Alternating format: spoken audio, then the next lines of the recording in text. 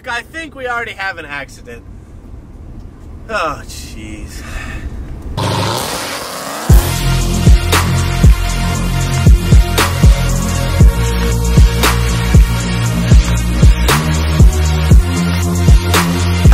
I tell you, sneaky bastard, man. Sneaky bastard, man.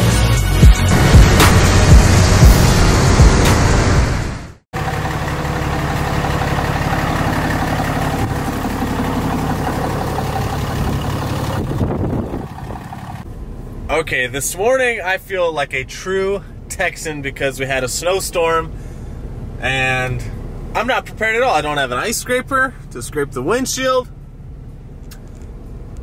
Don't have anything to get all the snow off the truck.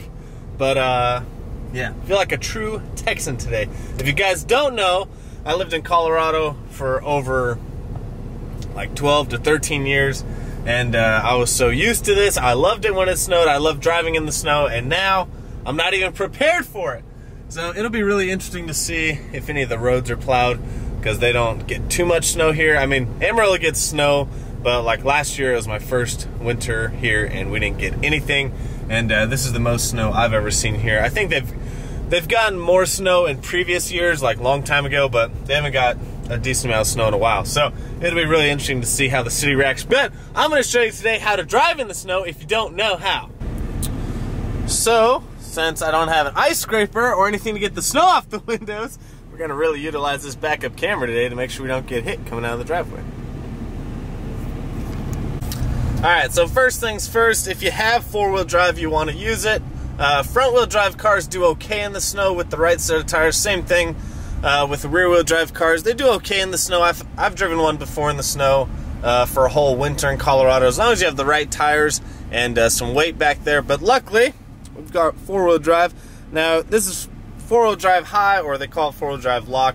But essentially, nowadays you don't have to be completely stopped to put your vehicle in four-wheel drive. You used to have to be, but to put it in four-wheel drive low, which you would only need four-wheel drive low if you're stuck in some real shit, like some deep snow, and yeah, you're pretty much stuck and you need all the power you can get, or you're just trying to go through some deep snow. Four-wheel drive low is what you need, but you'd have to be in neutral for that. But most new vehicles these days, you can just flip to four-wheel drive high or four-wheel drive lock, whatever you want to call it, on the fly. I remember in my old Jeep, my Cherokee, you'd have to be going, you could be going like 5 or 10 miles an hour and you could yank the little gear shifter in there. But most new vehicles, you can just shift on the fly. But it is under 32 degrees out, so it is pretty icy. Everything's kind of frozen over. And that's one thing you really got to be careful for. I don't care what vehicle you have, but if it's icy out, you're screwed. So you always want to be cautious with how fast you're going, and there's no reason to speed. Now, when I had my Wrangler, I drove like an asshole if it was snowing, if it was icy out. It had a shorter wheelbase, it had those beefy-ass 37s on it, and I could just whip through the snow, and yeah, probably drove people nuts. But now with the truck, you know, it's a lot lighter on the rear end, so the rear end does slide out a lot easier, and it's a really long wheelbase, so there's not too much traction in the back. But we do have it in four-wheel drive high. Sorry, the windshield is still covered a little bit because now I'm a true Texan and I don't know how to clean the windshield because I don't have an ice scraper. So they actually plowed the roads pretty decently, but it looks like there is some blowover still on the roads, and it is actually fairly icy. Because the thing about Amarillo is it gets really windy here, and it's pretty damn cold. It's 27 degrees, at least my truck is saying it's 27 degrees out. So when you're coming up to stoplights, obviously always want to brake early. Don't ever slam on your brakes or lock up your brakes. So it's better to be easy on the brakes and kind of pump them a few times when you're further out from a stop sign instead of waiting until the last minute. A lot of people, when they drive, they like to brake at the last minute, and I'm talking on dry surfaces. Now you do that in the snow, ice, you're screwed. You're gonna rear end someone, and that's why a lot of rear ends happen. And oh look, I think we already have an accident. Oh jeez. Yep, we've already got an accident. You see what I'm saying? Brake early and often. Oh, man. Yep. Someone already hit someone. So now I can't even use the turning lane. I've got to go from the straight lane. Brake early and often and use cautious speeds. Drive slow. There's no reason to drive fast, especially if you don't have the proper vehicle. Especially. But like I said, even with the proper vehicle, it's still freaking icy out. Alright, so we've got the right of way here.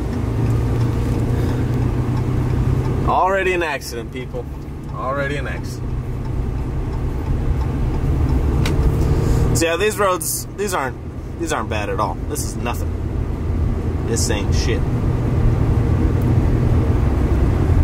So it is about second week in November, first snowstorm of the year for Texas, or for Amarillo, Texas, and got a pretty decent one. I'd say we definitely got 3 to 4 inches.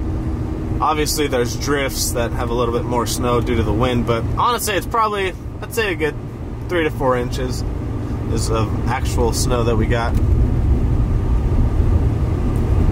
So, always on snow days, people, I always call it make your own lane day, because no one knows where the lines are, and so once one person starts making their own lane, everyone does. So, use your common sense and be aware of where the frickin' lanes are.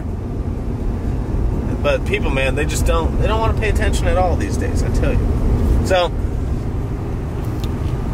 this person's going a little too slow for me. I'm gonna get over. They're just going a little too slow for me. Now, obviously, you want to pass with caution, but he's going like 20 miles an hour. So this road, the speed limit's 45, and you know, I've got 4-wheel drive and a truck, and the roads are plowed. There's, like I said, there's a little bit of ice, but not too much. But I feel comfortable going about 40 to 45. The truck's not slipping around at all. So, but if you don't feel comfortable going the speed limit, don't go the speed limit.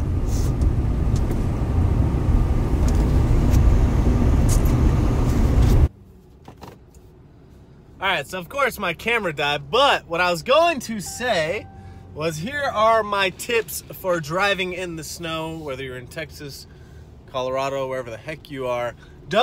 If you see someone with out-of-state license plates, drive the other direction, get out! People cannot drive from other states because if they're not used to the weather, they don't know how to drive there. But it's true here also. We don't get that much snow, so people really just don't know how to drive in the snow. Same thing in Colorado. Motorcyclists don't ride around that often in Colorado, and so when you're on a motorcycle, people do not know how to look for motorcycles in Colorado. I'm sorry, but it's true. I've ridden there plenty of times before, and it's very true. So anyways, you see an out-of-state license plate, get the hell out, drive a different direction. If you have front-wheel drive, make sure you just have some nice, I mean, some all-seasons do okay, but it'd be really helpful if you just had some actual snow tires. So it's always good to have like a spare set of wheels, just like some really cheap ones, and throw like a Blizzak or any type of snow tire on there. Rear-wheel drive, get a really good set of tires, definitely some Blizzaks, maybe in some chains, depending on how bad the weather is, but you need weight. So put some sandbags back there, put some gallons of water, something. Gallons of water might not be a good idea because if they break open, you're screwed. But something that is compact but is a lot of weight. So sandbags are always a good option. Yeah, like I said, in this truck, I don't have an ice scraper just because I bought this truck during the summertime. I didn't need an ice scraper, but I'll probably get one now for the winter. But I always carry like a tow strap, jumper cables, some first aid stuff. You just never know if you see someone in the ditch. It's not cool just to drive by and pass them. You should probably pull over and help them. So I always carry a tow strap. But even with this truck, even though it has 4-wheel drive, it's got just all-season tires, and they're not the greatest. Like, you can feel the little ruts in the snow pull you, and you can definitely feel the ice with these tires. I mean, like I said, you can have the biggest lifted 40s, most badass vehicle, and if it's that icy, like, your ass is gonna slip no matter what. But weight and tires are your biggest helper in these situations. So just make sure you drive cautiously. Don't be an asshole. Like I said, I've driven like an asshole when it's snowing before, but that's just me. Don't be me. But yeah, just brake early, brake often. Don't slam on your brakes. Don't lock up your brakes. I'll tell you the best vehicle to have in the snow or in icy situations is a manual car, because you don't have to use your brakes. You can just downshift, and therefore you're not stopping the tires, making them slide on the snow or ice. So manual cars are the absolute best vehicles in the snow. Trust me, I had a WRX and I had 2 Evos, and they were monsters in the snow. You just throw some all seasons, or I remember I had Blizzaks one time on my Evo. That thing was insane in the snow. A manual car with winter tires, like snow specific tires, is insane. It's a lot of fun actually in the snow. But those are my tips and tricks, and I just really wanted to make a video because it's snowing in Amarillo. That's pretty cool. So hopefully you guys enjoyed that little quick short video. Make sure you guys always comment, like, subscribe, follow me on Instagram and Snapchat, VanV39, and hopefully you guys stay safe out there this winter. We'll see you guys on the next one.